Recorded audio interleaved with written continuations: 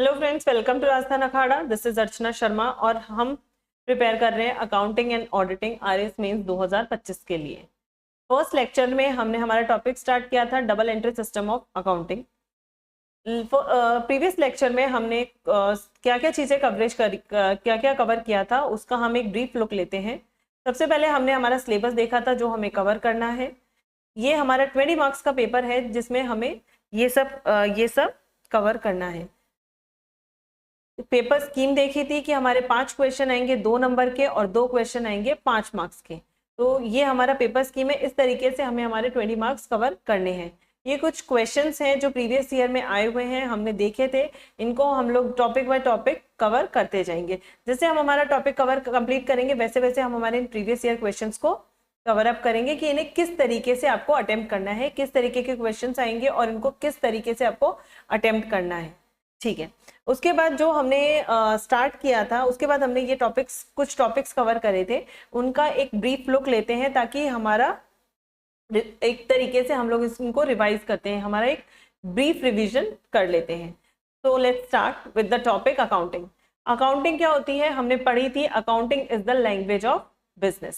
सबसे पहले आपको पता होना चाहिए कि अकाउंटिंग क्या है। अकाउंटिंग बिजनेस की लैंग्वेज है। ये हमारे ट्रांजैक्शंस, जो भी हमारे बिजनेस में ट्रांजैक्शंस होते हैं, financial transactions, you have to means mark this thing that only the financial transactions have to be recorded in accounting. तो जो भी फाइनेंशियल ट्रांजेक्शन्स है उनको रिकॉर्ड करना, क्लासिफाई करना और समराइज करना, और लेटर ऑन उनसे हम क्या रिजल्ट इंटरप्रेट करते हैं, जो कि हम हमारे बैलेंस शीट और पीएनएल अकाउंट बना के करते हैं। This is all about the accounting. ठीक है। बेसिक ऑब्जेक्टिव क्या है अकाउंटिंग का कि हम लोग हमारे accounting is to support the management, कि मतलब मैनेजमेंट जो है, हम लोग हमारे जो भी ट्रांजेक्शन्स हुए हैं उनको प्रॉपर तरीके से अरेंज करके हम मैनेजमेंट को प्रेजेंट करें, ताकि मैनेजमेंट जो भी है फ्यूचर में उनके बेसिस पे प्रॉपर डिसीजन ले सके और फर्दर ऑर्गेनाइजेशन के लिए प्लानिंग कर सके इफेक्टिव मैनर में। ठीक है। अकाउंटिंग का क्लासिफिकेशन देखा था। अकाउंटिंग 3 तरीके से क्लासिफाइड है, book keeping, accounting and auditing. Book keeping का मतलब हमने देखा था कि ट्रांजेक्शन्स को रिकॉर्ड करना। अकाउंटिंग का मतलब था कि उसको क्लासिफाई करना, ट्रांजेक्शन को, और समराइज करना। ऑडिटिंग का मतलब था चेकिंग ऑफ अकाउंट्स। ये जो अकाउंट्स हमने बनाए हैं, ये जो हमने जो लिखा है सब कुछ, क्या ये सही है, क्या ये रिलायबल है ये डेटा, इसके लिए ऑडिटिंग की जाती है। ठीक है। देन हम लोग ने बुक कीपिंग कवर किया। बुक कीपिंग का मतलब होता है कि सबसे पहले बुक कीपिंग क्या होता है। बुक कीपिंग आपका सबसे इनिशियल फेज होता है अकाउंटिंग का, जिसमें आप अपने ट्रांजेक्शन्स को रिकॉर्ड करना। सबसे पहले आपका जो भी ट्रांजेक्शन हुआ है आप उसको रिकॉर्ड करते हैं, और रिकॉर्ड करते हैं आप उसको जर्नल में। ये हमने पढ़ा था कि जर्नल में पढ़ते हैं। जर्नल को ओरिजिनल बुक ऑफ एंट्री भी कहा जाता है, क्योंकि ट्रांजेक्शन सबसे फर्स्ट जो ट्रांजेक्शन रिकॉर्ड होते हैं वो जर्नल में होते हैं। उसके बाद हम लोग उसकी लेजर में पोस्टिंग करते हैं। लेटर ऑन हम लोग उन लेजर को बैलेंस करके ट्रायल बैलेंस बनाते हैं, और उसके बाद हम हमारे फाइनल अकाउंट्स प्रिपेयर करते हैं। फाइनल अकाउंट्स क्या होते हैं? आपका profit and loss account and balance sheet. Profit and loss से हमें हमारा बिजनेस का मुनाफा या नुकसान जो भी है साल भर का, वो हमें पता चलता है। और बैलेंस शीट से हमने हमारी क्या असेट्स क्रिएट करी है और उसके अगेंस्ट क्या लाइबिलिटी हमारी क्रिएट हुई है, वो हमें पता चलता है। ठीक है।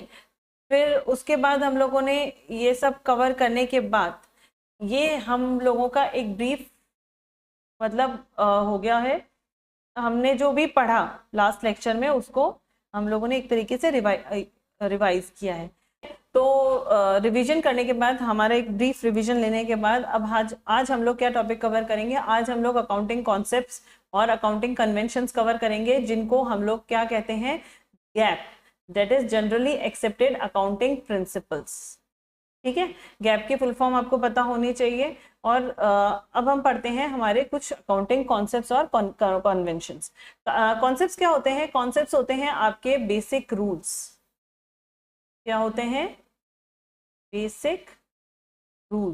बेसिक रूल्स जिसपे हमारी अकाउंटिंग डिपेंड करती है, कि हमें हमारे ट्रांजेक्शन किस बेसिस पे रिकॉर्ड करने हैं और किस बेसिस पे हमें इनको मतलब पोस्टिंग करनी है, कैसे हमें हमारे फाइनल अकाउंट्स प्रिपेयर करने हैं, ये हमारे कॉन्सेप्ट्स हैं। हम लोग अकाउंटिंग सिर्फ ये ऐसे नहीं है कि हम लोग को सिर्फ रिकॉर्ड करना है, ट्रांजेक्शन जैसे आया वैसे कैसे भी रिकॉर्ड कर लो किसी भी मैनर में, नहीं, हमारे कुछ बेसिक रूल्स हैं वो हमें फॉलो करने पड़ते हैं। जैसे मैथ्स में कुछ फॉर्मूलाज हैं आपको फॉलो करने होते हैं, मतलब फॉर्मूलाज हैं आपको अप्लाई करने होते हैं क्वेश्चन को सॉल्व करने के लिए, वैसे ही अकाउंटिंग में कुछ बेसिक कॉन्सेप्ट्स हैं वो आपको कॉन्सेप्ट्स फॉलो करने होते हैं, आपको जो भी आपके ट्रांजेक्शन रिकॉर्ड करने के लिए या उनको और उनसे रिजल्ट इंटरप्रेट करने, मतलब उनको प्रिपेयर करने के लिए, उनके लिए फाइनल अकाउंट्स प्रिपेयर करने के लिए आपको अपने रूल्स फॉलो करने होते हैं। सबसे पहला कॉन्सेप्ट हम लोग पढ़ेंगे, पहला कॉन्सेप्ट है हमारा business entity concept. Business entity concept का मतलब क्या होता है कि ओनर जो बिजनेस का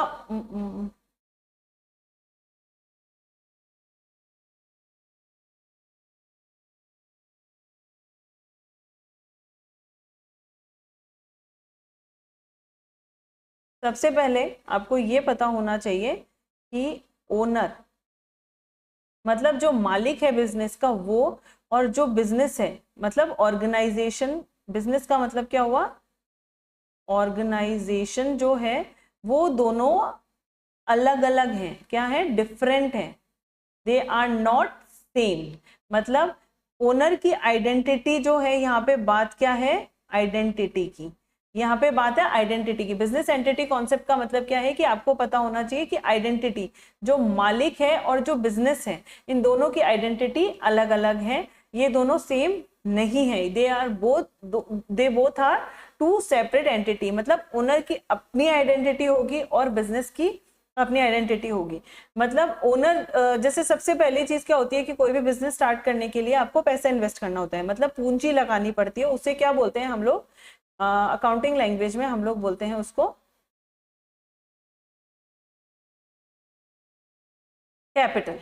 ठीक है, तो वो जो कैपिटल है वो बिजनेस में ओनर इन्वेस्ट कर रहा है, तो वो एक तरीके से क्रेडिट है बिजनेस के लिए। वो बिजनेस उससे क्या मुनाफा या नुकसान कमाता है वो अलग है, लेकिन ये पैसा मतलब ओनर, सिंपल सी बात यह है कि बिजनेस एंटिटी कॉन्सेप्ट का मतलब आपको ये समझना है कि ओनर अलग है और बिजनेस अलग है। देखते हैं क्या बोल रहा है ये। According to this concept the business enterprise, according to this concept the business enterprise and its owner, ये दोनों सेपरेट एंटिटी हैं, मतलब ये दोनों एक नहीं है, ये दोनों को अलग अलग कंसिडर किया जाएगा। मतलब ओनर अलग है और बिजनेस, मतलब ओनर अगर कोई भी बिजनेस से ट्रांजेक्शन करता है तो वो एक नॉर्मल ट्रांजेक्शन की तरह लिया जाएगा, जैसे कि कोई बाहर से कोई लेनदार या देनदार कोई भी ट्रांजेक्शन करता है उस तरीके से उसको डील किया जाएगा। The business organisation is responsible for the transactions and the implication there on but not the proprietor. मतलब प्रोप्राइटर जो है ओनर, मतलब बिजनेस का जो ओनर है उसके किसी भी एक्शन या उसके किसी भी ट्रांजेक्शन के लिए, मान लो प्रोप्राइटर अपने घर पे कोई टीवी परचेज करके लाता है तो उसका बिजनेस से कोई लेना देना नहीं है, क्योंकि बिजनेस तो अपने आप में एक अलग पर्सनैलिटी लेके, मतलब पर्सनैलिटी लेके खड़ा है ना। प्रोप्राइटर अपना सेपरेट है, मतलब उसके जो पर्सनल ट्रांजेक्शन होंगे प्रोप्राइटर के, वो बिजनेस पे उसका कोई भी तरीके का कोई इम्प्लीकेशन नहीं होगा। ठीक है, तो बिजनेस एंटिटी कॉन्सेप्ट सिर्फ हमारे आइडेंटिटी का बताता है कि आपको पता होना चाहिए कि आपका जो ओनर है और मतलब प्रोप्राइटर है और जो बिजनेस है ये दोनों सेपरेट आइडेंटिटी होल्ड करते हैं हमारे कंपनीज एक्ट में। As per this concept the business affairs are free from private affairs of the proprietor. ये यही कह रहा है, मतलब कि प्रोप्राइटर के पर्सनल ट्रांजेक्शन्स के लिए बिजनेस का कोई भी ना कोई डीलिंग होगी और ना कोई इन पे बिजनेस पे कोई इसका इम्प्लीकेशन आएगा। ठीक है, नेक्स्ट कॉन्सेप्ट इज क्लियर। तो बिजनेस एंटिटी कॉन्सेप्ट हमें सिर्फ इतना सा ध्यान रखना है, बिजनेस एंटिटी कॉन्सेप्ट मतलब आइडेंटिटी। आपको आइडेंटिटी मतलब आपको पता होना चाहिए कि बिजनेस और ओनर ये दोनों सेपरेट हैं, दे आर नॉट सेम। मतलब प्रोप्राइटर अगर कोई ट्रांजेक्शन करता है तो उसके लिए अपने पर्सनल ट्रांजेक्शन्स के लिए उसका अगर कोई भी इम्पैक्ट या फिर कोई भी प्रॉफिट या फिर कोई भी लॉस है तो वो प्रोप्राइटर का है, वो अपना है, वो बिजनेस पे उसका कोई भी इम्पैक्ट नहीं है। कोई भी ट्रांजेक्शन, सिर्फ वो ट्रांजेक्शन्स हमारे लिए मैटर करेंगे या जो कि बिजनेस से रिलेटेड होंगे। प्रोप्राइटर के पर्सनल ट्रांजेक्शन्स का हमारा बिजनेस पे कोई भी इम्पैक्ट नहीं होगा। सो आपको इस कॉन्सेप्ट के लिए सिर्फ एक वर्ड याद रखना है, आइडेंटिटी। आइडेंटिटी किसकी? ओनर की और बिजनेस की, दे आर डिफरेंट। आपको सिर्फ ये एक चीज ध्यान रखनी है इसके लिए। बिजनेस एंटिटी कॉन्सेप्ट आपको याद रहेगा, क्यों? सिर्फ एक छोटी सी बात से आपको किसके बारे में जानना है? ओनर और बिजनेस, इन दोनों की क्या पता करनी है? आइडेंटिटी, जो कि अलग अलग है, दे आर नॉट सेम। ठीक है, इसमें आप एक चीज और ध्यान रखेंगे कि इसको इस तरीके से याद रखें कि पर्सनल ट्रांजैक्शंस ऑफ प्रोप्राइटर, इसका कोई भी इम्पैक्ट नहीं है बिजनेस पे। अगर आप कॉन्सेप्ट्स को चार्ट फॉर्म में या फिर अगर आप क्रैम करेंगे, आप सिंपल सी एक चीज लेके चलें अकाउंट्स में, अगर आप क्रैम करने की कोशिश करेंगे तो शायद आपको थोड़ी सी प्रॉब्लम हो, लेकिन अगर आप उसको थोड़ा सा समझकर और उसको पिक्टोरियल फॉर्म में या चार्ट फॉर्म में अगर आप उसको लर्न करके रखेंगे, मतलब समझेंगे, तो आपको चीजें क्लियर रहेंगी बहुत लंबे टाइम। ठीक है, now move forward to next concept. Second concept है हमारा money measurement concept. Money measurement concept मतलब क्या होता है कि हमारे जो भी ट्रांजेक्शन्स, मतलब हमने पहला कॉन्सेप्ट पढ़ा कि बिजनेस और प्रोप्राइटर वो था डिफरेंट। ठीक है, अब ट्रांजेक्शन्स किसके होंगे? सिर्फ बिजनेस की। उस कॉन्सेप्ट, मतलब हमारी पूरी अकाउंटिंग उस कॉन्सेप्ट के बेसिस पे चलेगी। तो अब हमारे जो भी कॉन्सेप्ट होंगे हम लिंक करते जाएंगे। बिजनेस एंटिटी कॉन्सेप्ट को ध्यान रखते हुए कि हमारे सिर्फ जो बिजनेस के ट्रांजेक्शन्स होंगे, और वो भी कौन से ट्रांजेक्शन? हम सारे ट्रांजेक्शन्स रिकॉर्ड नहीं करते हैं, हमारे सिर्फ जो फाइनेंशियल ट्रांजेक्शन्स होते हैं। मनी मेजरमेंट कॉन्सेप्ट का मतलब क्या होता है कि जो फाइनेंशियल ट्रांजेक्शन्स होते हैं सिर्फ उनको रिकॉर्ड किया जाएगा। मतलब इमोशंस हो गए और कुछ भी, मतलब क्वालिटी हो गई प्रोडक्ट की, हमारे कोई भी तरीके का कोई इमोशन हो गया, ये सब चीजें थोड़े ना रिकॉर्ड की जाएगी। रिकॉर्ड सिर्फ क्या किया जाएगा? जो मॉनेटरी, जो मतलब मनी, जिन ट्रांजेक्शन्स में पैसा, चाहे पैसा आया है, गया है, कुछ भी है, लेकिन अगर जहां भी पैसा इन्वॉल्व है, चाहे आने वाला है चाहे जाने वाला है, सिर्फ वो ट्रांजेक्शन्स रिकॉर्ड होंगे। तो ये होता है हमारा मनी मेजरमेंट कॉन्सेप्ट। तो एक बार पढ़ते हैं हम लोग इसको। According to this concept all business transaction सारे मस्ट बी रिकॉर्डेड, मतलब सारे ट्रांजेक्शन रिकॉर्ड होंगे, लेकिन सिर्फ जो मनी, जिसमें मनी इन्वॉल्वमेंट है, in the currency of country in which that is the in the currency of the country in which the business established. कौन सी करेंसी में? जिस कंट्री में वो एस्टेब्लिश्ड है वो करेंसी में आपका रिकॉर्ड होगा। The transaction which are not measurable in terms of money should not be recorded. That is, example क्या हुआ इसका? Quality of the management और quality of the product should not be recorded in accounting concept. तो आपको इतना सब ध्यान रखने की जरूरत नहीं है, आपको सिर्फ इतना सा ध्यान रखना है, मनी मेजरमेंट कॉन्सेप्ट मतलब सिर्फ मॉनेटरी ट्रांजेक्शन्स आपके रिकॉर्ड होंगे। नॉन मॉनेटरी ट्रांजेक्शन्स कौन से? नॉन मॉनेटरी ट्रांजेक्शन्स रिकॉर्ड नहीं होंगे। सिर्फ जो मनी, जिन ट्रांजेक्शन को हम पैसों के में मतलब पैसे के फॉर्म में हम लोग उसको कैलकुलेट कर सकते हैं, जहां अब इसमें मतलब ये नहीं है कि अगर आपने, अब इस चीज को भी आप क्लियर करते हैं, जैसे मान लो कि आपने 100 रुपए का सामान, आप बिजनेस में आप स्टॉक खरीदते हैं, 1 लाख रुपए का, वहां आपने बिजनेस में से 1 लाख रुपए गया और आपने स्टॉक खरीदा, तो यहाँ आप बोलेंगे कि हम इसको रिकॉर्ड करेंगे। या फिर हमने किसी को 1 लाख रुपए दिया, हम वो ट्रांजैक्शन भी, हमने उधार दिया है किसी को, तो अब वो हमारे डेटर खड़े हो गए, तो अब हमें उन्हें भी रिकॉर्ड करना है। लेकिन ये मान लो अगर हम कोई सामान बाहर से परचेज करते हैं, उससे क्रेडिट पे परचेज करते हैं, क्रेडिट मतलब उधार लेते हैं, हमने पैसे नहीं दिए हैं अभी तक उसके, तो क्या हम उसे रिकॉर्ड करेंगे या नहीं करेंगे? हाँ, हम उसे रिकॉर्ड करेंगे, क्योंकि वो पैसा हमने अभी नहीं दिया है, लेकिन हमें इन फ्यूचर वो पैसा देना है। इसी तरीके से डेटर क्या होते हैं? जिनसे हमें पैसा लेना है। हमने किसी को, अगर बिजनेस ने पैसा अगर किसी को उधार दिया है, तो वो पैसा वो फ्यूचर में उससे लेगा भी तो सही। चलो दोनों के एग्जांपल लेते हैं।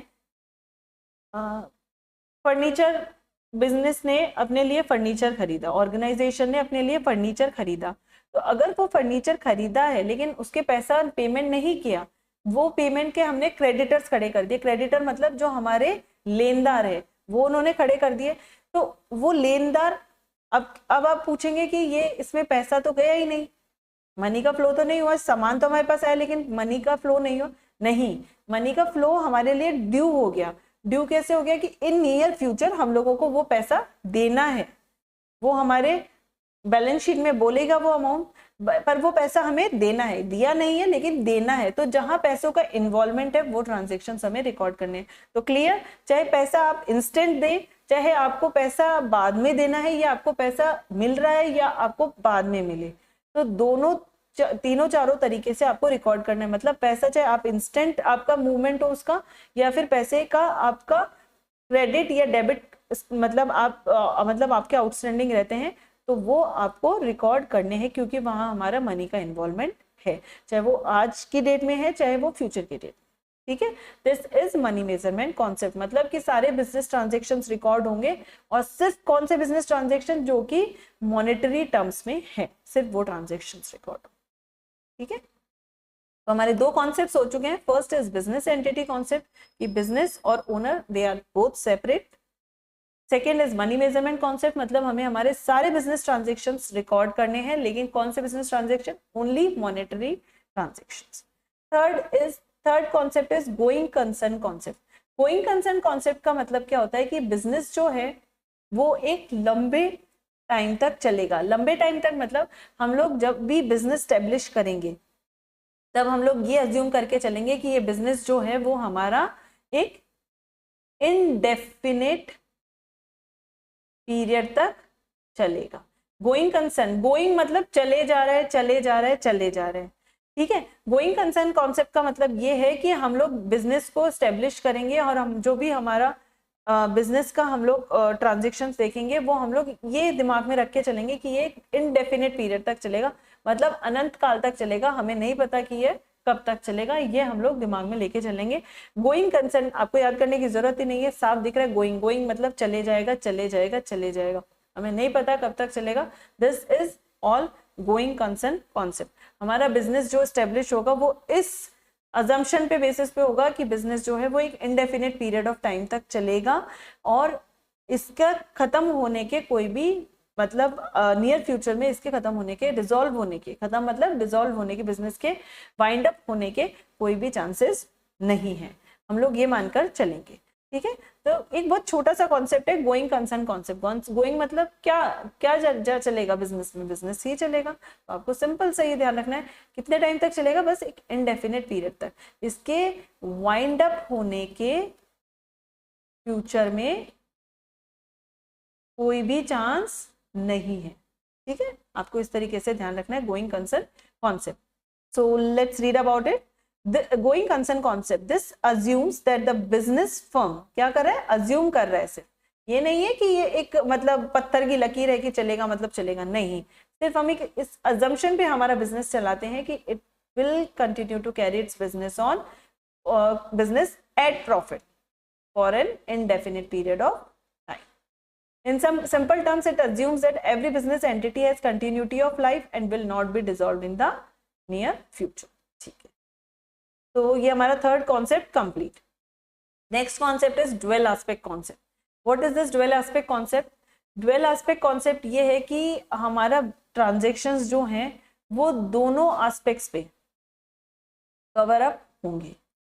नेक्स्ट कॉन्सेप्ट हमारा है dual aspect concept. Dual aspect concept का मतलब क्या होता है कि हमारी जो भी ट्रांजेक्शन होंगे उसमें दोनों एस्पेक्ट देखे जाएंगे। मतलब अगर कोई चीज आ रही है तो उसके रिटर्न में हमारा कुछ ना कुछ जा भी रहा है, या कुछ जा रहा है तो उसके रिटर्न में हमारे कुछ आ भी रहा है। मतलब अगर हमारे क्रेडिट है, कुछ अमाउंट क्रेडिट है, तो हमारा डेबिट भी होगा और दोनों सेम अमाउंट होंगे। ड्वेल एस्पेक्ट कॉन्सेप्ट मतलब कि अगर आपके क्रेडिटर्स हैं तो आपके डेटर्स भी होंगे। हमारा जो अकाउंटिंग इक्वेशन है क्या है,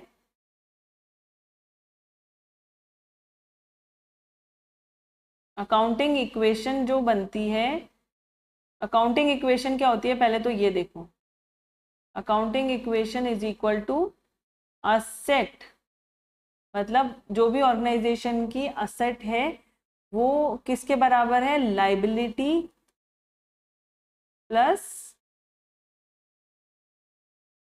कैपिटल। ये इस इक्वेशन पे हमारा बिजनेस चलता है। ड्यूअल एस्पेक्ट कॉन्सेप्ट यही है कि आपके जितनी भी असेट बनाई है, जितनी भी आपने अपनी संपत्ति, असेट मतलब संपत्ति, संपत्ति बनाई है, उसके लिए उतनी ही उधारी प्लस उसकी पूंजी, इसकी ओनर की, ठीक है। मतलब आपकी जो भी संपत्ति है, ऑर्गेनाइजेशन की जो भी संपत्ति है, संपत्ति में आपके मतलब आपने जो भी असेट्स क्रिएट करी हैं, फिक्स्ड असेट, करंट असेट जो भी क्रिएट करी है, आपका जो भी प्रॉफिट है वो सब असेट में आ जाता है। और लाइबिलिटीज उसके अगेंस्ट, मतलब ये जो असेट क्रिएट करी है उसके अगेंस्ट आपकी कोई ना कोई लाइबिलिटी भी क्रिएट की होगी आपने। और ऑर्गेनाइजेशन शुरू करने से पहले हमें कुछ इन्वेस्टमेंट, ओनर को कुछ इन्वेस्टमेंट करना होता है, वो भी उसके अगेंस्ट भी कुछ ना कुछ असेट क्रिएट होती है। तो इस इक्वेशन के बेसिस पे हमारा पूरा अकाउंटिंग बेस्ड है। तो हमारा नेक्स्ट कॉन्सेप्ट है dual aspect concept. Dual aspect concept का मतलब होता है कि अगर ट्रांजैक्शन के दो एस्पेक्ट्स होंगे, रिसीविंग भी होगी और गिविंग भी होगी। जैसे अगर आप कोई फर्नीचर खरीदते हैं, आपने furniture purchased furniture in cash, ठीक है, ये मानते हैं। तो आपका क्या मतलब, इसमें आपका क्या आया और क्या गया, मतलब आपने फर्नीचर खरीदा है, असेट क्रिएट करी है आपने, तो फर्नीचर अकाउंट डेबिट, उसके बदले हमारा क्या गया, टू कैश अकाउंट। मतलब डेबिट तो क्या हुआ, हमारा फर्नीचर तो डेबिट हुआ और हमारा कैश गया। मतलब इनफ्लो और आउटफ्लो। ड्यूअल एस्पेक्ट का कॉन्सेप्ट का मतलब सिंपल सी ये बात ध्यान रखना आप कि अगर कुछ इनफ्लो है तो उसके अगेंस्ट कुछ आउटफ्लो भी होगा, कुछ आउटफ्लो है और वाइसा वर्सा, मतलब कुछ आउटफ्लो है तो कुछ इनफ्लो भी होगा, ठीक है। तो यहाँ पे हमारा आउटफ्लो क्या रहा, हमारा पैसा गया और हमने फर्नीचर खरीदा। तो this is dual aspect concept. आपको ये ध्यान रखना है कि हर ट्रांजैक्शन के टू एस्पेक्ट्स होते हैं, रिसीविंग एंड गिविंग, ठीक है। These two aspects are measured, obviously ये हम लोगों ने पढ़ लिया, ये चीज तो हमें बार बार बोलने की जरूरत ही नहीं है। हमने मनी मेजरमेंट कॉन्सेप्ट पढ़ा है तो हमें पता चल गया कि दोनों एस्पेक्ट्स कौन से होंगे जो मनी में मेजरेबल हो, ठीक है। जो नॉन मॉनेटरी ट्रांजेक्शन है वो तो हम लोग रिकॉर्ड करेंगे ही नहीं। जो भी हमारे गिविंग और रिसीविंग जो भी एस्पेक्ट्स हैं वो हमारे दोनों रिकॉर्ड होंगे, लेकिन वो मॉनेटरी टर्म्स में। The receiver of the amount is termed as, इसमें देखो अब यहाँ पता चला जो रिसीव कर रहा है उसको तो डेटर बोलेंगे और जो दे रहा है उसको क्रेडिटर बोलेंगे। मतलब अगर हमने किसी को कुछ उधार दिया है तो वो हमारे देनदार हो गए, और जिनको हमें देना है वो हमारे लेनदार। Thus, every debit must have a corresponding credit and vice versa. This dual aspect has raised the whole superstructure of the double entry system of accounting. This accounting equation is based on the dual aspect concept. ये हमने भी पढ़ा था। Accounting equation क्या होती है, asset is equal to equities. हम लोग इन दोनों को क्या बोलते हैं, लाइबिलिटी और कैपिटल को इक्विटीज। असेट का मतलब क्या होता है, जो भी हमने पढ़ लिया एक सिंपल वर्ड में संपत्ति। इसको असेट का मतलब क्या है, हम अकाउंटिंग टर्म्स में पढ़ते हैं, resources owned by the business. मतलब ऑर्गेनाइजेशन के जो भी रिसोर्सेज वो अपने लिए बनाता है। And the term equity, equity का मतलब क्या होता है, claims of the creditor and proprietor, दोनों का क्लेम, क्योंकि क्रेडिटर से तो हमें पेमेंट करना है और प्रोप्राइटर ने अपना इन्वेस्टमेंट किया हुआ है, तो इन दोनों का क्लेम है, it is known as equity. Asset का मतलब होता है resources. As a result of this dual aspect for every, तो मेन जो इसका समराइज्ड, अगर इसकी हम लोग अगर समराइज्ड फॉर्म में इसको देखें ड्यूअल एस्पेक्ट कॉन्सेप्ट को, तो ये है कि for every debit there must be a corresponding and equal credit. मैंने बोला ही था स्टार्टिंग में कि जितना डेबिट होगा उतना का उतना ही क्रेडिट होगा, ठीक है। तो हर डेबिट के लिए एक बराबर में क्रेडिट आपका स्टैंड होगा। This is dual aspect concept. तो हमारे 4 कॉन्सेप्ट्स हो चुके हैं, let's revise it. Business entity concept, business और ओनर दोनों सेपरेट होते हैं। Second is money measurement concept, सारे बिजनेस ट्रांजेक्शन रिकॉर्ड होंगे, सिर्फ वो ट्रांजेक्शन जो कि मॉनेटरी टर्म्स में हम लोग कैलकुलेट कर सकते हैं। Next is going concern concept, business इस अजम्पशन के बेसिस पे होगा कि वो एक इनडेफिनेट पीरियड ऑफ टाइम तक चलेगा। Next is dual aspect concept. Dual aspect concept का मतलब होता है कि हर डेबिट के लिए उसके इक्वल अमाउंट का क्रेडिट स्टैंड होगा, मतलब कि गिवर और रिसीवर दोनों इक्वल अमाउंट में, मतलब हर ट्रांजेक्शन के दो एस्पेक्ट्स होंगे और दोनों इक्वल अमाउंट में होंगे। ठीक है, this is dual aspect concept. Next is accounting period concept. Accounting period concept क्या होता है? अभी हमने एक कॉन्सेप्ट पढ़ा था, गोइंग कंसर्न कॉन्सेप्ट। इसमें क्या अज्यूम किया था कि बिजनेस जो है वो एक इनडेफिनेट पीरियड ऑफ टाइम तक चलेगा, लेकिन अगर हम लोग सिर्फ इस कॉन्सेप्ट को फॉलो करें तो उस बेसिस पे तो हम लोग हमारा प्रॉफिट या मतलब जो बिजनेस है वो क्या मुनाफा कमा रहा है या फिर क्या नुकसान हो रहा है उससे, वो हम लोग कभी भी कैलकुलेट नहीं कर पाएंगे, क्योंकि हम लोग ये सोचेंगे कि जब जाके ये बिजनेस वाइंड अप होगा तब जाके हम हमारा बिजनेस, हम जो भी प्रॉफिट या लॉस है वो हम लोग कैलकुलेट करें। तो उस टाइम कैलकुलेशन का कोई मतलब नहीं रहेगा। हमें कैसे पता चलेगा कि हम हमारे बिजनेस को और आगे एक्सपेंड करें या फिर हमें क्या चेंजेस करने की जरूरत है, या फिर हम लोग क्या और मतलब बिजनेस पे क्या कर सकते हैं बिजनेस को बढ़ाने के लिए या मतलब और फायदा करने के लिए, या अगर हमें कोई नुकसान हो रहा हो तो अगर जब तक वो पता कैलकुलेशन ही नहीं होगी, तो इस कॉन्सेप्ट को इन्होंने एक नया कॉन्सेप्ट लाके अकाउंटिंग पीरियड कॉन्सेप्ट लाके तोड़ा। इसको जो है हम लोग बिजनेस तो इसी अजम्पशन पे चलाएंगे कि ये एक इनडेफिनेट पीरियड ऑफ टाइम पे चलेगा, लेकिन इसका एक पीरियड इन्होंने डेफिनेट पीरियड बना दिया 1 ईयर का, कि आप लोग जो भी है वो कैलकुलेशन करेंगे।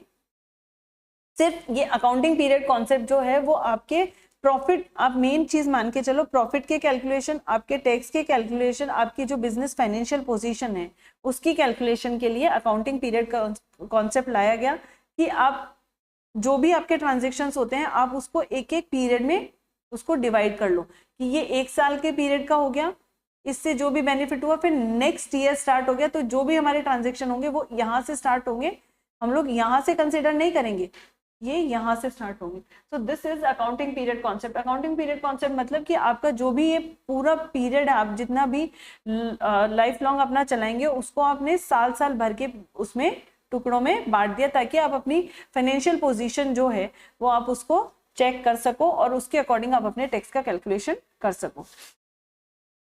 देखते हैं इसको। For the purpose of calculation of profit, financial position and computation of tax, every business entity must calculate the profit और loss at regular interval which are called accounting periods. इनको छोटे छोटे टुकड़ों में, मतलब आपके जो इंडेफिनेट पीरियड है उसको एक छोटे छोटे पीरियड में बांट दिया और उस पीरियड को क्या बोला गया?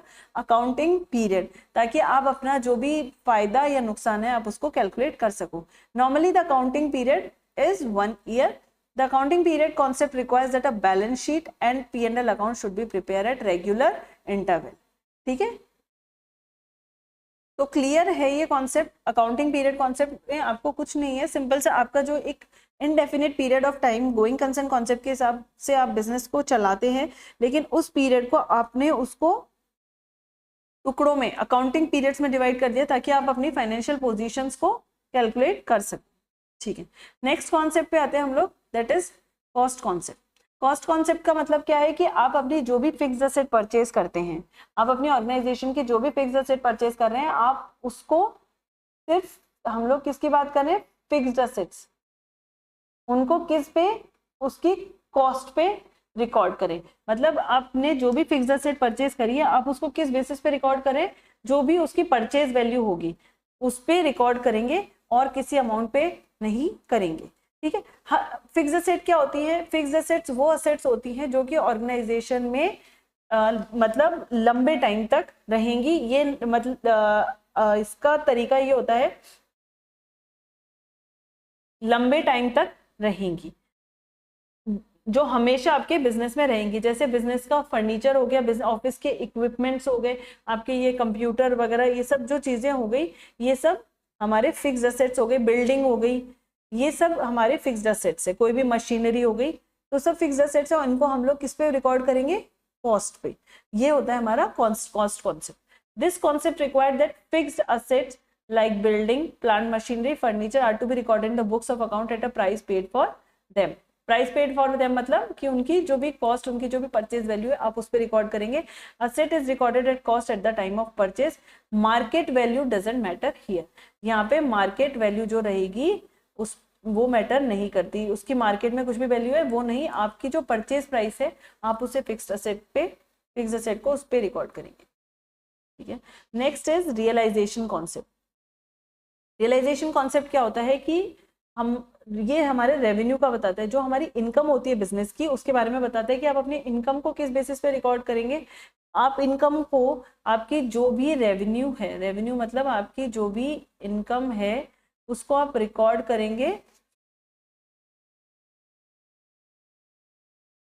As and when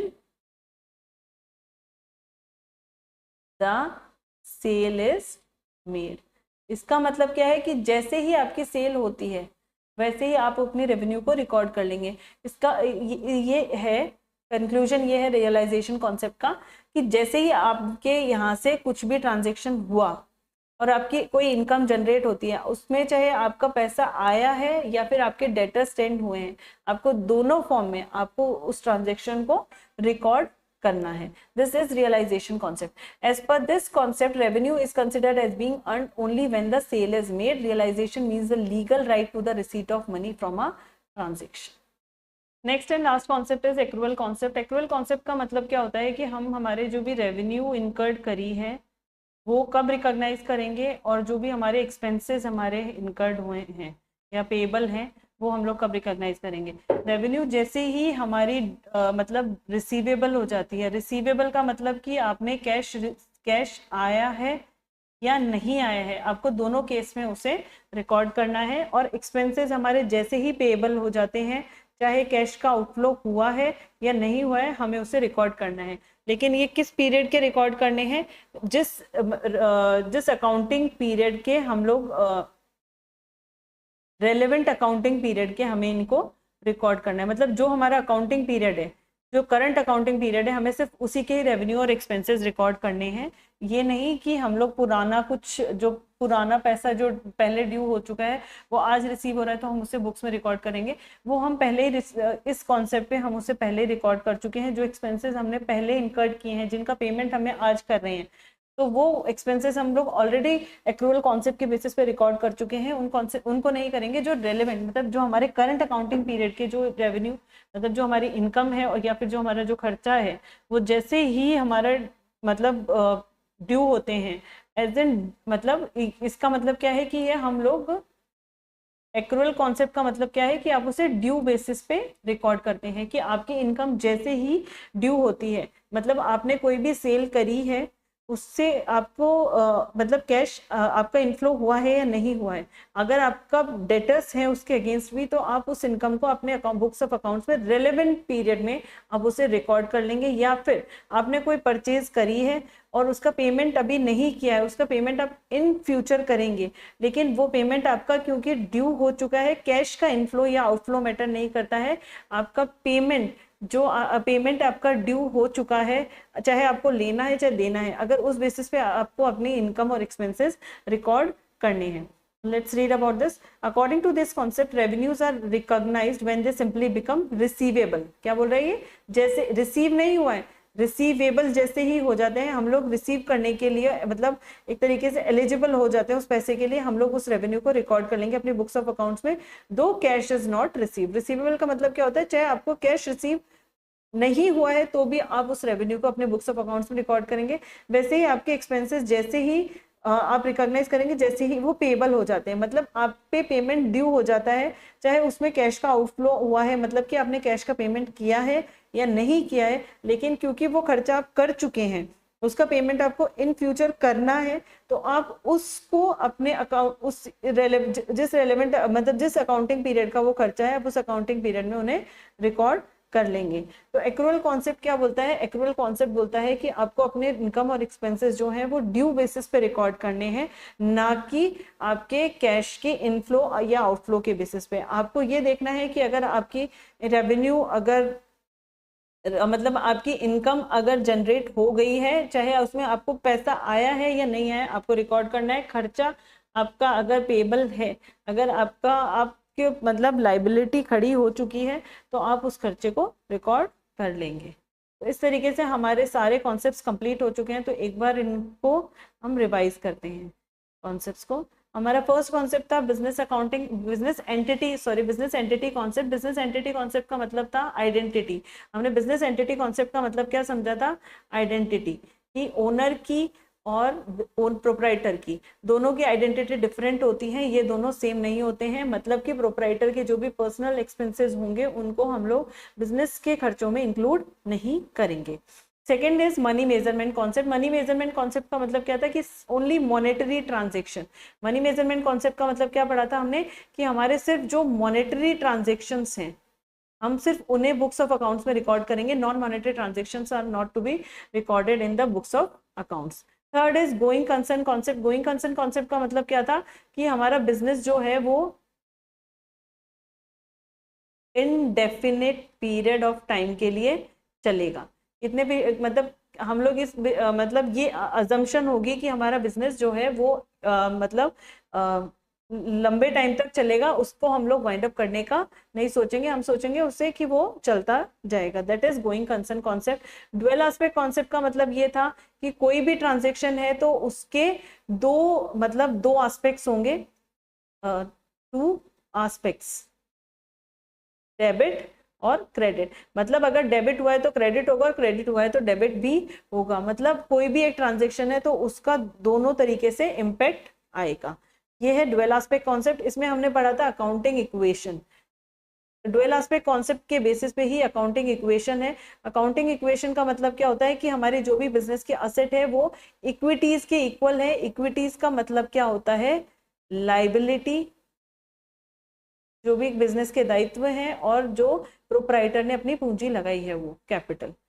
next concept is accounting period concept. Going concern concept को यहाँ पे अकाउंटिंग पीरियड कॉन्सेप्ट में क्या पढ़ा था? कि जो गोइंग पीरियड कॉन्सेप्ट है, इनडेफिनेट पीरियड ऑफ टाइम है, उसको हम लोगों ने एक कुछ पीरियड में उसको तोड़ा था, और उस पीरियड को हम लोगों ने जनरली 1 ईयर का कंसिडर किया था।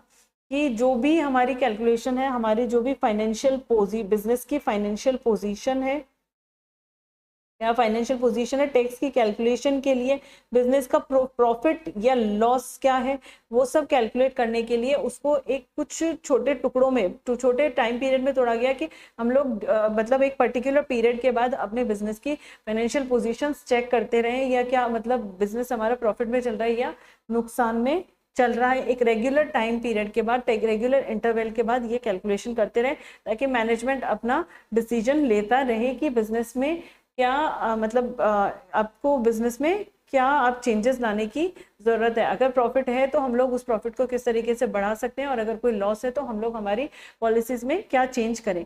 That's is accounting period concept. Next is cost concept. Cost concept में क्या पढ़ा था? कि हमारी जो भी फिक्स्ड असेट्स हैं, बिजनेस की जो भी फिक्स्ड असेट्स आप लोग क्रिएट करते हैं, तो आप उसको उसकी परचेज वैल्यू पे, जिस वैल्यू पे आप उसको परचेज वैल्यू पे आप उसको रिकॉर्ड करेंगे, और इसको क्या बोल सकते हैं आप? उसको कॉस्ट, मतलब जो कॉस्ट वैल्यू है उस पर परचेज करेंगे। मार्केट वैल्यू का इस पर कोई रोल नहीं है। रियलाइजेशन कॉन्सेप्ट का मतलब क्या था? रियलाइजेशन कॉन्सेप्ट का मतलब ये था कि रेवेन्यू, आपकी जैसे ही इनकम जनरेट होती है आप उसको रिकॉर्ड कर लेंगे।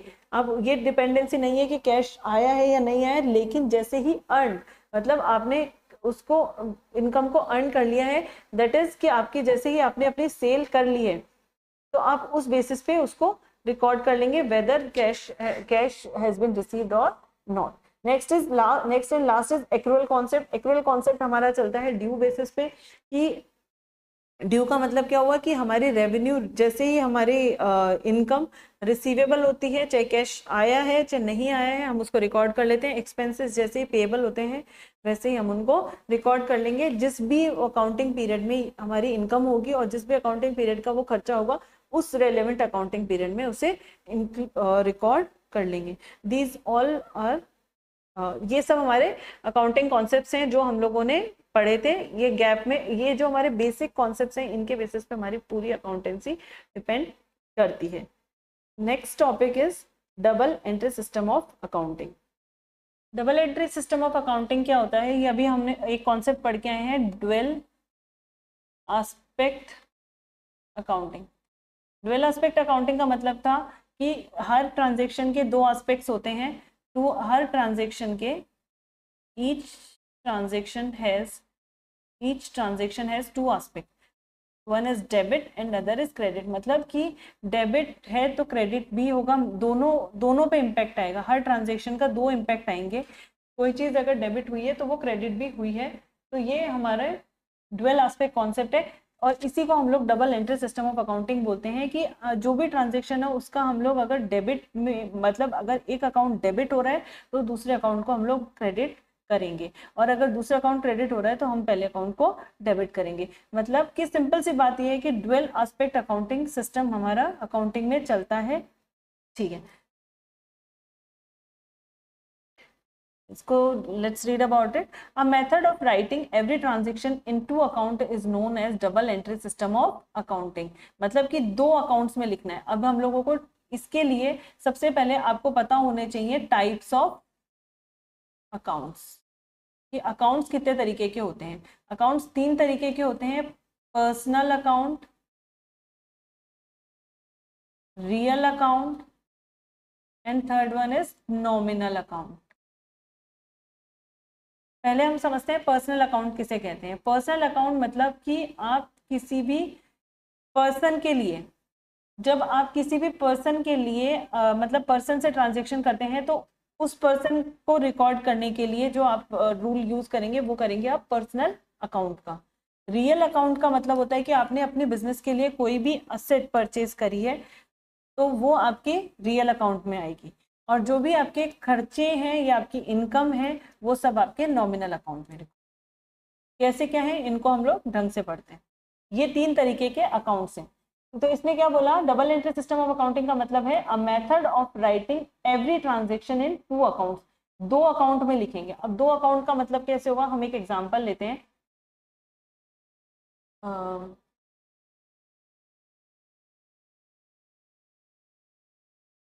Ram purchases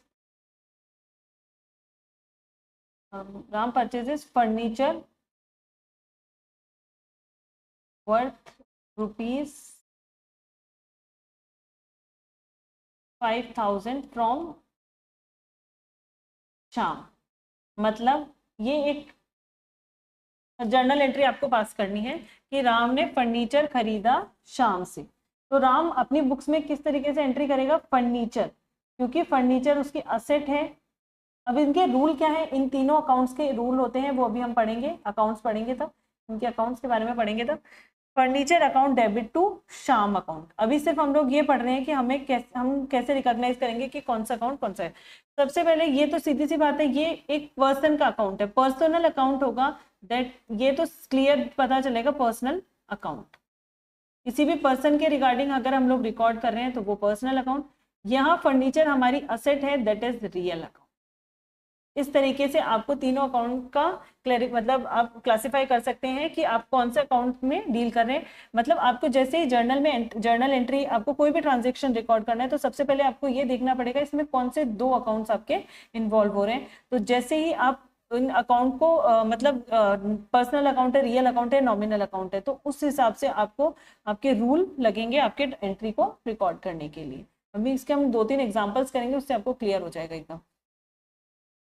Out of these two accounts, one account is debit and the other is given credit of an equal amount. हमने देखा भी कि राम ने अगर फर्नीचर खरीदा है तो इसमें फर्नीचर अकाउंट जो कि रियल अकाउंट है वो तो डेबिट हुआ है, और श्याम ये अमाउंट नहीं लिखा है यहाँ पे, 5,000 डेबिट एंड 5,000 क्रेडिट। ठीक है, 5,000। ठीक है, तो फर्नीचर अकाउंट जो कि असेट अकाउंट है ये हमारा रियल अकाउंट है। तो रियल अकाउंट डेबिट हुआ 5,000 रुपए से। दूसरा अकाउंट एक ही एंट्री में, यही बात ये कह रहा है डबल अकाउंट एंट्री सिस्टम की, दो अकाउंट्स इन्वॉल्व होंगे और दोनों अकाउंट्स में डेबिट भी होगा और क्रेडिट भी होगा और सेम अमाउंट से होगा। रियल अकाउंट 5,000 रुपए का है और पर्सनल अकाउंट भी 5,000 रुपए का। दो अकाउंट्स इन्वॉल्व हुए सेम अमाउंट से, लेकिन एक डेबिट हुआ है और एक क्रेडिट हुआ है। एक तो ये हमारी असेट बनी और ये हमारी इस असेट के अगेंस्ट लाइबिलिटी खड़ी हो गई कि शाम को 5,000 रुपए देने हैं। Thus, under the double entry system, for every debit, there will be a corresponding credit and vice versa. This is considered as the most scientific system that records both aspects of each transaction. For better understanding of the double entry system, one has to bear in mind the following factors which are common to every business. अब जो basic हमें पता होना चाहिए double entry system के बारे में वो हम पढ़ते हैं. First is every business unit deals with a number of persons or firms. Therefore, the persons firms must be recorded in a separate category of accounts called personal account. मतलब यही बोल रहे हैं कि बिजनेस जो है उसमें मतलब जैसे आप ट्रांजेक्शन करेंगे आप बहुत सारे लोगों से भी करेंगे, बहुत सारी फर्म्स, बहुत सारी कंपनीज, मतलब बहुत सारी ऑर्गेनाइजेशन से सबसे करेंगे. अब वो सब ऑर्गेनाइजेशन भी पर्सन का मतलब ये नहीं है कि वो लिविंग ऑर्गेनिज्म ही हो, है ना. लिविंग नॉन लिविंग भी हो सकता है. नॉन लिविंग जैसे कि फर्म हो गई, कोई कंपनी हो गई, कोई एनजीओ हो गई, ये सब भी हम लोग इनको पर्सनल अकाउंट में ही कंसिडर करते हैं. मतलब कोई इन सबको हम लोग एक क्योंकि वही बिजनेस एंटिटी, यहाँ पे हमारा बिजनेस एंटिटी कॉन्सेप्ट लगा कि पर्सन मतलब प्रोप्राइटर और ऑर्गेनाइजेशन दोनों डिफरेंट आइडेंटिटी होल्ड करते हैं. तो डिफरेंट आइडेंटिटी जो होल्ड करेगा वो आपका पर्सनल अकाउंट्स में आ गया. मतलब पर्सनल अकाउंट्स में कौन कौन आ गया? कोई भी पर्सन और कोई भी फॉर्म हुआ. नेक्स्ट इज रियल, या फिर उसको रियल अकाउंट को हम लोग प्रॉपर्टी अकाउंट भी बोलते हैं. रियल अकाउंट में हमारे कौन से आते हैं? जो भी हमारे बिजनेस की असेट्स होती हैं वो सब आपके रियल अकाउंट्स में फॉल करती है. जैसे the business concern needs to deal with and और मेंटेन सम असेट्स. बिजनेस को कुछ असेट्स बनानी पड़ती है जैसे कि cash, stock, furniture etcetera. Asset में दो तरीके की, अब असेट्स का क्लासिफिकेशन भी देख लेते हैं हम यहाँ साथ के साथ. असेट दो तरीके की होती है, एक तो फिक्स्ड असेट होती है और एक करंट असेट होती है. ठीक है. फिक्स्ड असेट्स तो वो होती हैं जो आप एक तरीके से इन्वेस्टमेंट बोल सकते हैं कि आप अपने बिजनेस में इनको इन्वेस्ट करने के लिए आपने मतलब ये असेट परचेज करिए और इनको आपको नियर फ्यूचर आपको सेल नहीं करना है. करंट असेट्स वो होती हैं जो कि आपको मतलब आप सेल मतलब इन नियर फ्यूचर आपको उसको सेल करना है, आप उसको रखना नहीं है. मतलब उसको खरीदा है, कुछ टाइम के लिए होल्ड करेंगे और फिर उसको बेच देंगे. फिक्स्ड असेट जो होती है वो इन्वेस्टमेंट्स होती हैं. तो दोनों तरीके की असेट्स, असेट मतलब फिक्स्ड भी आएंगे और करंट असेट, दोनों असेट्स कौन से अकाउंट में फॉल करेंगी? रियल अकाउंट में, रियल या फिर property account. Last is nominal और फिक्टिशियस अकाउंट्स. नॉमिनल और फिक्टिशियस अकाउंट में क्या होता है? It is common for every business to have certain resources of income. ने क्या बताया कि कुछ इनकम और कुछ एक्सपेंसेस, बिजनेस में दोनों चीजें होती हैं, है ना. तो it must be incurred to run the business. Therefore a detailed account of हर एक्सपेंस का आपको डिटेल्ड अकाउंट बनाना है और हर इनकम का आपको डिटेल्ड अकाउंट बनाना है. Such accounts are known as nominal और फिक्टिशियस अकाउंट्स. तो इस तरीके से आपको तीन तरीके के अकाउंट्स बना के रखने हैं, पर्सनल, रियल और नॉमिनल. जैसे ही आप अपने ट्रांजेक्शन रिकॉर्ड करेंगे तो आपको ये देखना है कि आपको कौन से अकाउंट में उनको करना है. ठीक है. तो डबल एंट्री सिस्टम का मतलब क्या हुआ कि हर एंट्री के दो एस्पेक्ट्स होंगे, डेबिट भी होगा और क्रेडिट भी होगा. दूसरी बात उसमें आपको ये ध्यान रखना है कि हर ट्रांजेक्शन में कम से कम दो अकाउंट इन्वॉल्व होंगे. तो अगर एक अकाउंट डेबिट होगा तो दूसरा अकाउंट क्रेडिट होगा. तो हमारे जो ट्रांजेक्शन रिकॉर्ड करने के भी रूल्स होते हैं, ट्रांजेक्शन रिकॉर्ड करने के रूल्स हमारे उस पे डिपेंड करेंगे कि हम अकाउंट को कौन से अकाउंट को डेबिट कर रहे हैं और कौन से अकाउंट को क्रेडिट कर रहे हैं. ठीक है. तो ये अभी हम अकाउंट्स के बारे में पढ़ेंगे तब हम उनके रूल्स भी पढ़ेंगे. An account is a summarized record of transaction relating to a person, asset, expense or gain. It will be maintained in T form. तो हमारे अकाउंट्स जो भी होते हैं वो किस फॉर्म में होते हैं? टी फॉर्म में. ये हमारा टी फॉर्मेट है, डेबिट और क्रेडिट. कोई भी तरीके का आप अकाउंट बना रहे हो, चाहे पर्सनल अकाउंट बना रहे हो, चाहे लेट्स से रियल अकाउंट है, तो ये हमारा डेबिट साइड हो गई, ये क्रेडिट साइड हो गई. ये हमेशा किस फॉर्मेट में होता है? टी फॉर्मेट में. The left side of the account is called the debit side, हमने बनाया भी इसका proforma. The right side of the account is the credit side. In other words, an account is the statement in the ledger which record transaction relevant to a person, asset और income. मतलब इसने तीनों accounts को एक जगह हम लोगों को समराइज करके बता दिया कि किसी भी अकाउंट का मतलब क्या होता है. सबसे पहले बात तो आपको ये पता होना चाहिए कि अकाउंट जो है वो आपके टी फॉर्मेट में होगा. Left side is known as debit और राइट साइड में क्रेडिट अमाउंट आएगा। अकाउंट जो है वो आपके 3 तरीके के हो जाएंगे। पहला, पर्सन, किसी भी पर्सन से ट्रांजेक्शन किया वो पर्सनल अकाउंट में चला गया। कोई भी तरीके की असेट्स अगर आप लोगों ने क्रिएट करी है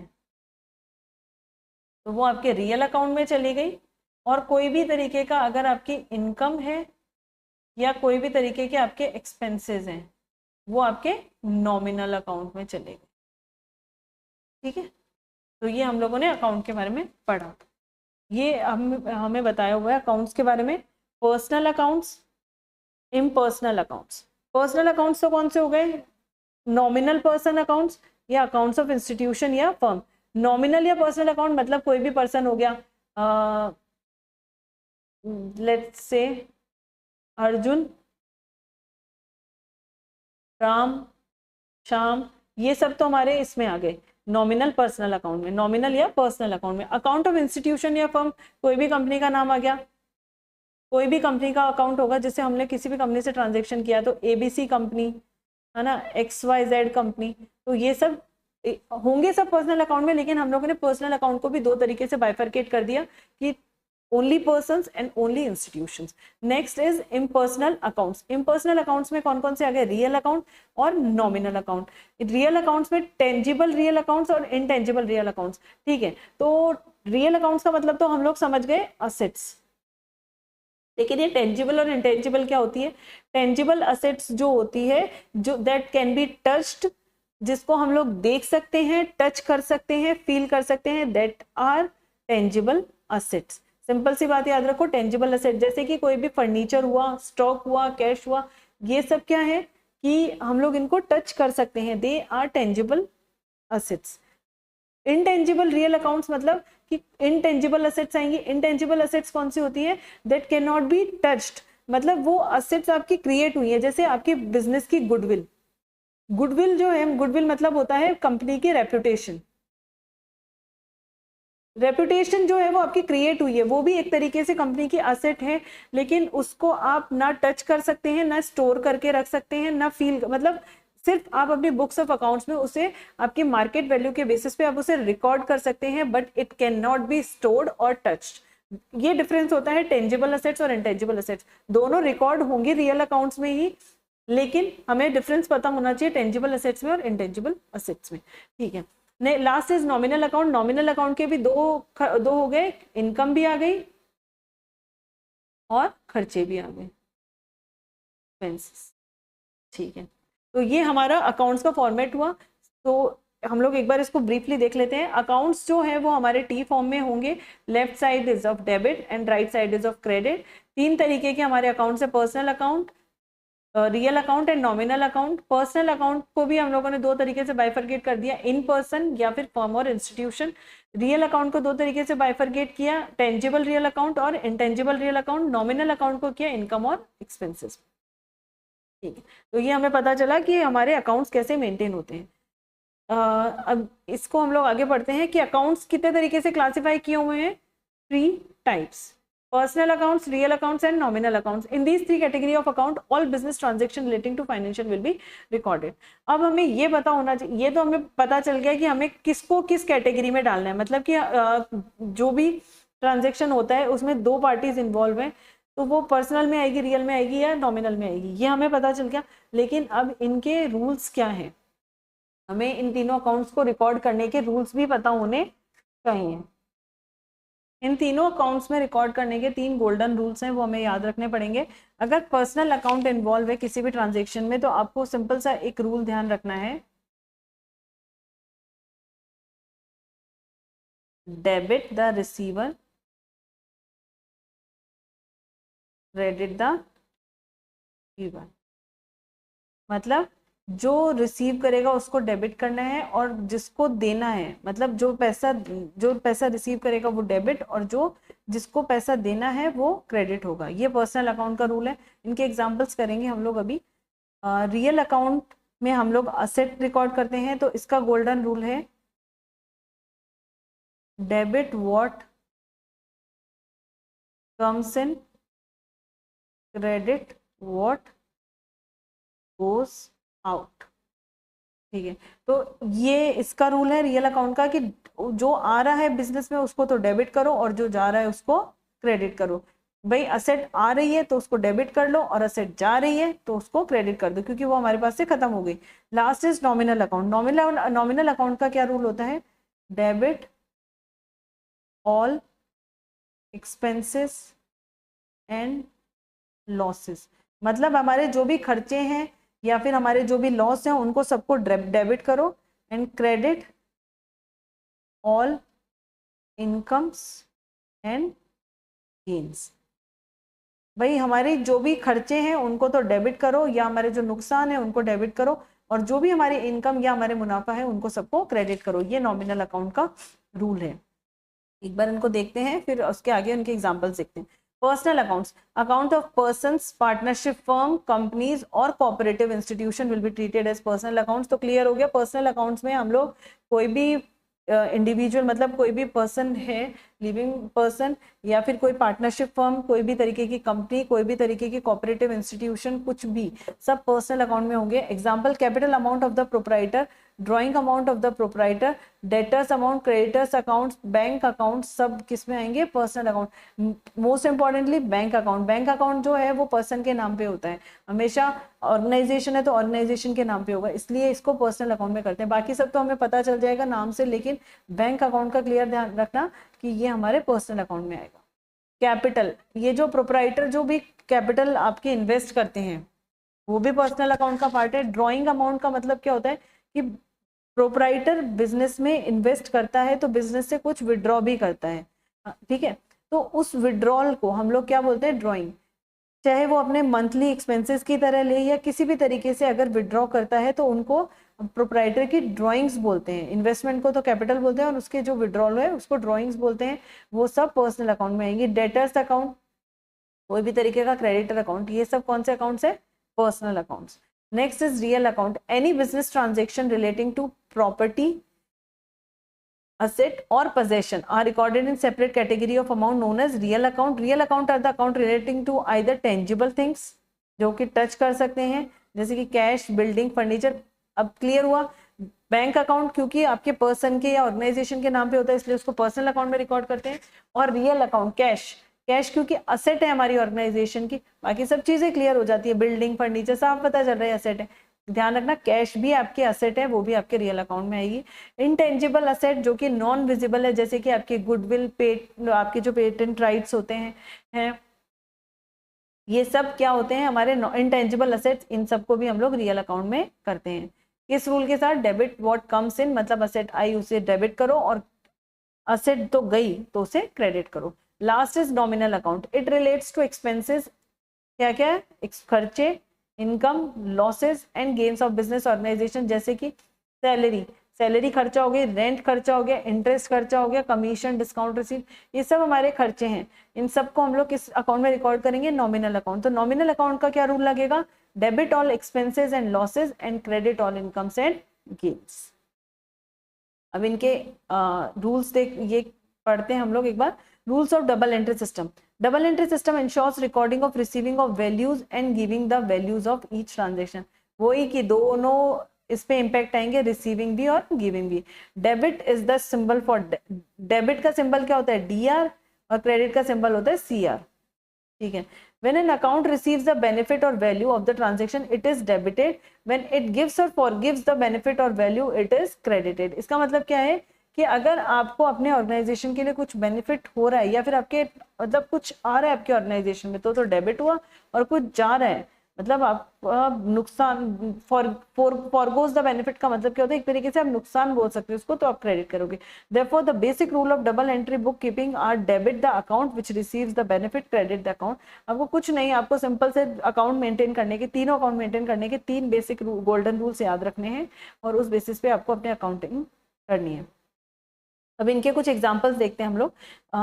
तो इस एग्जाम्पल के हम लोगों को तरीके से, इसमें क्वेश्चन क्या बोल रहा है कि एक्स ने वाई से गुड्स परचेज करे 1000 रुपए पे क्रेडिट पे, 1000 रुपए का सामान खरीदा है क्रेडिट पे। तो हम लोगों को दोनों के बुक्स में अकाउंट्स मेंटेन होंगे। सबसे पहले अगर हम लोग मेंटेन करते हैं एक्स की बुक्स ऑफ अकाउंट्स, ठीक है। एक्स कैसे मेंटेन करेगा अपने बुक्स ऑफ अकाउंट्स, क्योंकि एक्स ने परचेज किया है, ठीक है। तो इसमें दो आ गया, एक तो परचेजेस अकाउंट नहीं बोल के हम लोग गुड्स अकाउंट बोल देते हैं मान लो, ठीक है। स्टॉक खरीदा है तो स्टॉक तो क्या हो गया, आपकी असेट हो गई। तो रियल अकाउंट का कॉन्सेप्ट लगेगा डेबिट व्हाट कम्स इन, तो क्योंकि असेट आ रही है इसलिए डेबिट करी। और इसमें वाई जो है वो वाई है आपका, ये तो रियल अकाउंट हुआ तो इसमें तो रियल का कॉन्सेप्ट लग गया, और ये वाई जो है आपका पर्सनल है। तो अब पर्सनल में आप बोल के देखो, वाई जो है इसमें है debit the receiver and credit the giver. तो वाई एक्स को क्या है, गिवर है, ठीक है। एक्स तो रिसीवर है, तो एक्स को एक्स की बुक में तो रिकॉर्ड नहीं करेंगे हम लोग, एक्स की बुक में तो सिर्फ वाई रिकॉर्ड होगा। तो वाई कौन है, गिवर। तो यहाँ पे वाई को क्या करेंगे, क्रेडिट। तो अब अगर हम इसका जर्नल बुक ऑफ एंट्री मतलब इसका अकाउंट मेंटेन करते हैं, अकाउंट नहीं मेंटेन करके पहले तो हम लोग इसकी जर्नल एंट्री पास करते हैं। आपको दोनों चीजें सिखाती हूँ कि आप सबसे पहले अगर ये इस तरीके से आपको मतलब आपको एक ट्रांजेक्शन दिया गया, अब आपको बोला कि आप इसकी जर्नल एंट्री पास करें, तो सबसे पहले तो आप इसका फॉर्मेट बनाएंगे जर्नल एंट्री का।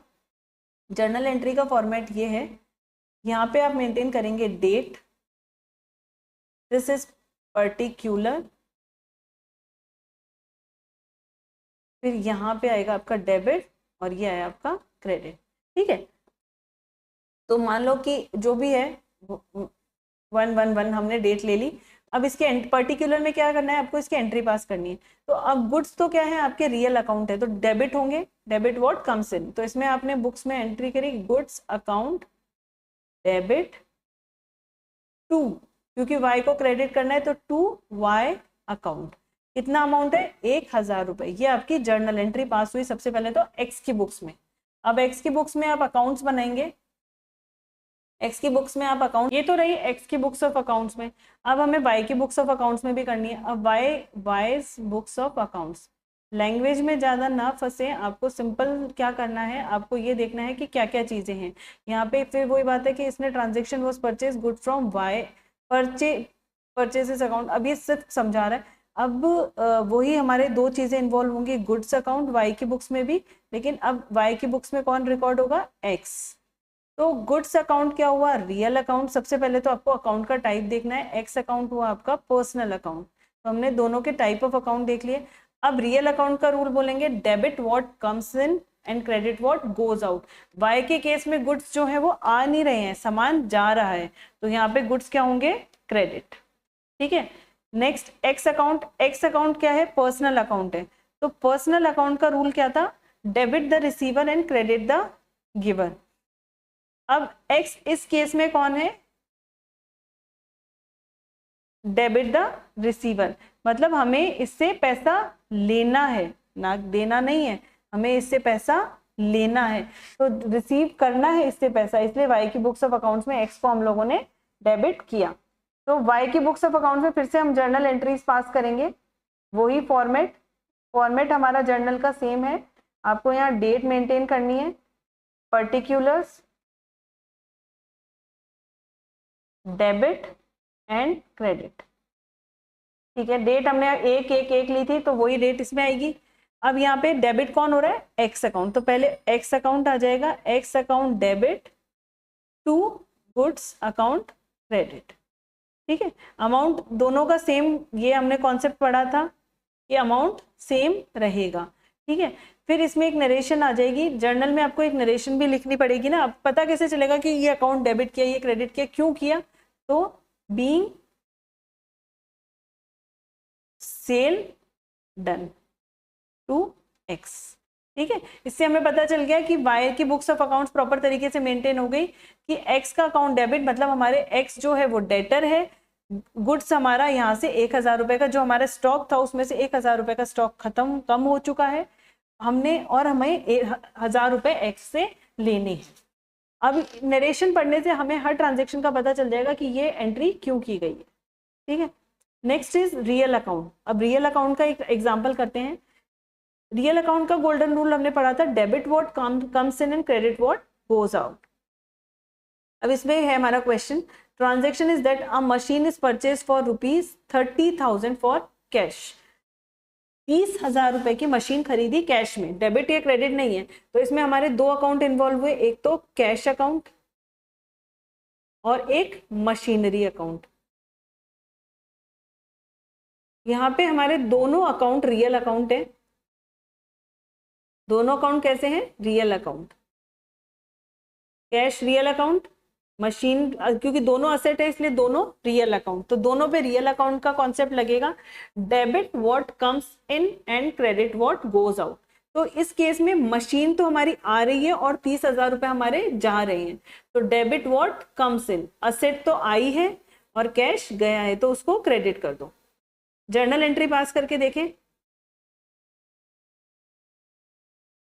फॉर्मेट आप हर बार बनाए ताकि आपको फॉर्मेट ध्यान रहे कि जर्नल का फॉर्मेट क्या है। पर्टिकुलर्स, डेबिट एंड क्रेडिट, ठीक है। डेट जो भी है XYZ लिख दिया मैंने डेट, अगर आपके मेंशन है तो आप लिखिए, नहीं तो रहने दीजिए। अब डेबिट क्या हो रहा है यहाँ पे? Machinery account. सेपरेट अकाउंट इस तरीके से खुलते जा रहे हैं हमारे। अब थोड़ा क्लियर हुआ? Machinery account debit to cash account credit. Cash कितना अमाउंट से? 30,000। 30,000 की मशीनरी कैश में खरीदी, तो being machine purchased in cash. तो हम लोगों को नरेशन, अब हर बार ट्रांजेक्शन हमें उसकी मतलब वाउचर्स देखने की जरूरत नहीं है, कुछ नहीं है। हम अगर हमारी जर्नल खोलते हैं तो हमें पता चल जाता है कि हमने मशीनरी 30,000 रुपए की कैश में परचेज करी। कौन सा अकाउंट डेबिट है, कौन सा अकाउंट क्रेडिट है, ये अब आप कर सकते हैं। अब इसमें क्या है? The two accounts involve in the above transaction are machinery account and cash account which come under the category of category. जरूरी नहीं है कि हमेशा आपका एक पर्सनल होगा, एक रियल होगा, ये एक नॉमिनल अकाउंट होगा। जैसे इसमें दोनों रियल अकाउंट है, ये भी हो सकता है। तो सिर्फ आपको ये इनको क्लासीफाई करना है, आपको ये देखना है कि क्या क्या चीज इन्वॉल्व है, फिर उनको क्लासीफाई करो कि कौन कौन से अकाउंट में आ रही है और उस अकाउंट के अकॉर्डिंग उनका रूल आप अप्लाई कर दें, ठीक है। Machinery when purchase comes into business, ठीक है, therefore the machinery account will be debited, क्योंकि मशीनरी आ रही है रूल के अकॉर्डिंग डेबिट व्हाट कम्स इन, तो मशीनरी को डेबिट किया। Similarly when machinery is purchased for cash, अब क्योंकि कैश से परचेज हुई है तो payment of cash will be made, तो कैश दिया जाएगा, तो कैश बिजनेस से बाहर जाएगा, hence in business books of accounts cash account will be credited, ठीक है। तो इस तरीके से हम एक जर्नल एंट्री और पास करी। अब है हमारा nominal account. The rule for a nominal account is debit all expenses and credit all incomes and gains. Debit all expenses and losses and credit all incomes and gains. ठीक है. The accounting system of an organization can broadly be classified into 4 categories of accounting. आपका जो accounting system है वो भी एक तरीके का नहीं है, वो भी 4 तरीके का है। Financial accounting, cost accounting, management accounting and social accounting. इनको भी हम लोग 4 तरीके से क्लासीफाई करते हैं। अकाउंटिंग को हम लोगों ने 4 कैटेगरीज में क्लासिफाई किया, financial accounting, cost accounting, management accounting और सोशल अकाउंटिंग। फाइनेंशियल अकाउंटिंग का मतलब क्या होता है कि आपका जो भी ट्रांजेक्शन्स हैं उनका फाइनेंशियल इंटरप्रिटेशन, कि उसका P&L अकाउंट बनाना या उसकी बैलेंस शीट बनाना और अपने मैनेजर्स को रिपोर्ट करना, अपने मैनेजर को या मैनेजमेंट को रिपोर्ट करना, ठीक है। ये है फाइनेंशियल अकाउंटिंग की मतलब आप उसका फाइनेंशियल एनालिसिस। कॉस्ट अकाउंटिंग कहाँ यूज होती है? जहाँ हमारा प्रोडक्शन, जहाँ भी प्रोडक्शन का काम होता है वहाँ पे, जैसे इलेक्ट्रिसिटी हो गया, इलेक्ट्रिसिटी डिपार्टमेंट हो गया आपका, कोल और ये जो एक्सेट्रा, ये सब जो है ये हमारे कॉस्ट अकाउंटिंग, यहाँ पे हमारे कॉस्ट अकाउंटिंग मेंटेन होती है। जहाँ भी हमारा प्रोडक्शन का जो भी काम है, मतलब जहाँ आप मतलब चीज़ें बनती हैं वहाँ कॉस्ट अकाउंटिंग यूज होती है। मैनेजमेंट अकाउंटिंग का क्या काम होता है? इंटरप्रेट करना, मतलब इंटरप्रेट करना मतलब और एनालिसिस करने के लिए इंटरप्रेट करना मतलब कि आपके जो भी आपकी फाइनेंशियल अकाउंटिंग है और मतलब आपने जो भी आपके जो भी मतलब आपका जो भी प्रॉफिट लॉस रहा, आपकी जो भी फाइनेंशियल पोजीशन रही या आपकी जो भी प्रोडक्शन कॉस्ट वगैरह रही, इन सब का ओवरऑल एनालिसिस जो है वो मैनेजमेंट अकाउंटिंग होता है। सोशल अकाउंटिंग जो है वो ये मतलब अभी बहुत नया कॉन्सेप्ट तो नहीं है, बहुत टाइम पहले आ चुका, लेकिन आपकी रिस्पॉन्सिबिलिटी, किसी भी ऑर्गेनाइजेशन की रिस्पॉन्सिबिलिटी जो है वो अपनी सोसाइटी की तरफ भी है। यही नहीं कि सिर्फ आपको अपनी ऑर्गेनाइजेशन का सोचना है, आपको अपने एनवायरनमेंट का, अपनी ऑर्गेनाइजेशन का भी सोचना है, जिसमें तो आपको इसके लिए कि आपने सोशल अकाउंटिंग में आप क्या कवर करेंगे, सोशल अकाउंटिंग में आप कवर करेंगे कि आपने आपकी ऑर्गेनाइजेशन, नॉट आपने, आपकी ऑर्गेनाइजेशन ने कितना कंट्रीब्यूशन एनवायरनमेंट के बेनिफिट के लिए किया है या आपने एनवायरनमेंट के लिए क्या खर्चा किया है, तो वो सब आपका सोशल अकाउंटिंग का पार्ट होता है. तो let's read about it. Financial accounting, it is primarily considered with providing information for the manager as well as outside party. outside parties में कौन कौन आ गया, आपके जो इक्विटी शेयर होल्डर हो गए, प्रेफरेंस शेयर होल्डर हो गए, आपके डिबेंचर्स होल्डर हो गए, मतलब जो भी आपके चाहे लाइबिलिटी रखते हैं या फिर आप में जो भी डिबेंचर्स हो गए, क्रेडिटर्स हो गए, है ना, ये सब मतलब आउटसाइड पार्टीज में आ गए. आपकी गवर्नमेंट हो गई, गवर्नमेंट को क्योंकि आप टैक्सेस देते हो तो आपको उनकी तरफ भी हो गया, है ना. इन सबको, ये सब जो हैं ये आपकी आउटसाइडर पार्टीज है. मतलब आप फाइनेंशियल अकाउंटिंग जो है ये आप दे रहे हो आपकी फाइनेंशियल स्टेटमेंट्स, मतलब आप अपनी फाइनेंशियल पोजीशन बताते हो.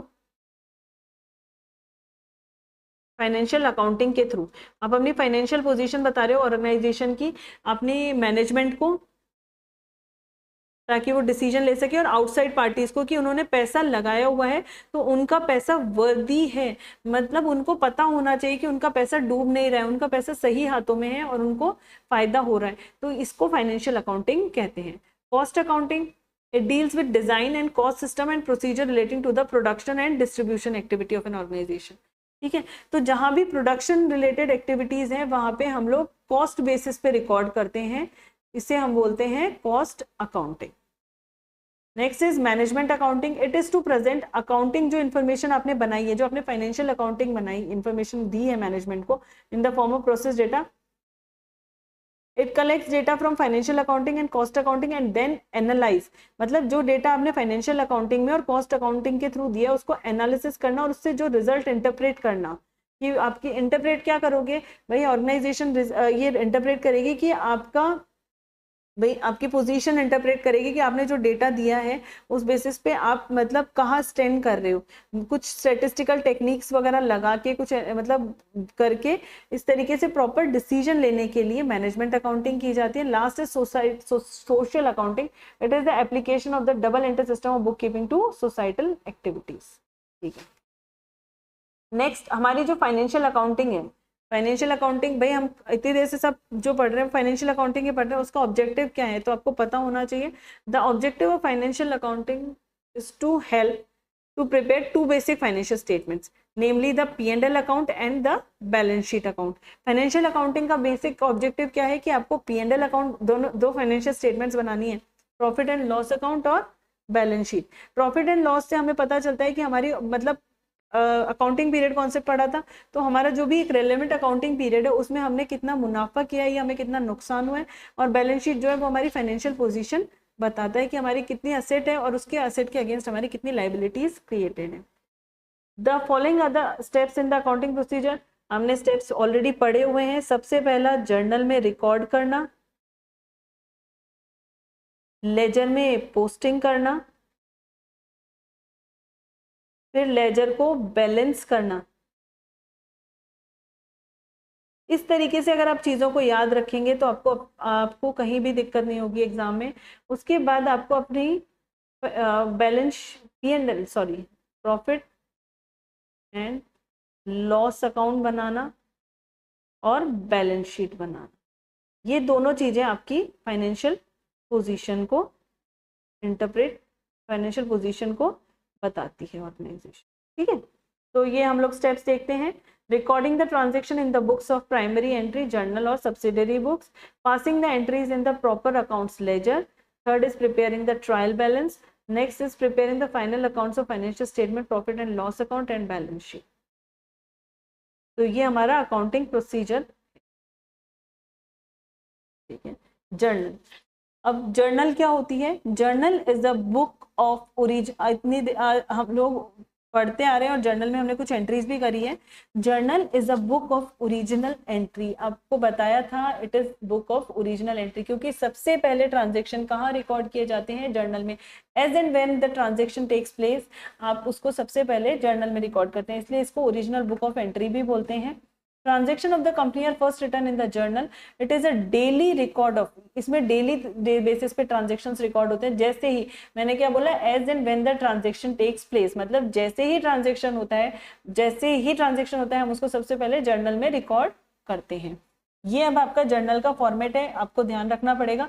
सबसे पहले आती है आपके डेट, पर्टिकुलर्स, लेजर फोलियो, ये हमने छोड़ दिया था। लेजर फोलियो क्या होता है, debit and credit. Ledger folio क्या होता है कि इसकी, ये जो भी आपने एंट्री करी है, हम लोग ने अभी एग्जांपल किया था, हम उस एग्जांपल पे चलते हैं। ये जो आपने एंट्री करी है, इनकी पोस्टिंग होगी मशीनरी अकाउंट की मशीनरी अकाउंट में होगी और कैश की कैश अकाउंट में होगी। तो इनका हम लोग लेजर फोलियो नंबर डाल देते हैं ताकि हम लोग इजीली लेजर पे जाके हम लोग ट्रेस, लेजर से जर्नल पे और जर्नल से लेजर पे हम लोग अकाउंट एंट्रीज को ट्रेस कर सकें। ठीक है।